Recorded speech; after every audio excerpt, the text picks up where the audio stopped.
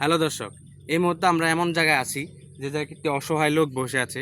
ওনার কাছে যাব যে উনি এখানে কি জন্য বসে আছে।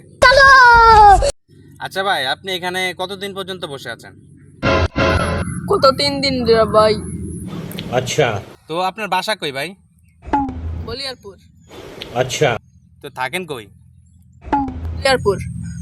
তো ঘুমান কই? বলিয়ারপুর। তো ভাই আপনি খান কি?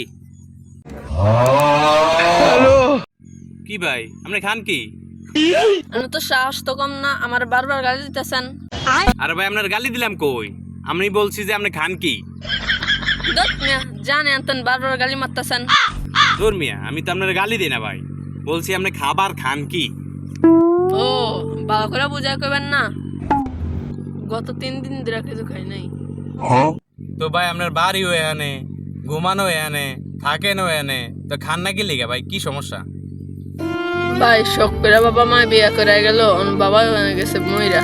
ভাই সে বউ আমার থাকতে দেয় না, 2 মুঠো খাইতে দেয় না, সারাদিন আমার অত্যাচার করে। এই দুঃখ আমি ঘরে যাই না, আমার ঘরে যাইতেও দেয় নাই, এলে আমি রাস্তার থাকি। তো দর্শক, আমরা এখান থেকে জানতে পারলাম যারা যারা এখনো বিয়ে করেননি তারা এখন থেকে সাবধান হয়ে যান, নাহলে বিয়ের পর ওই লোকটার মতো পচাতে হবে। ধন্যবাদ।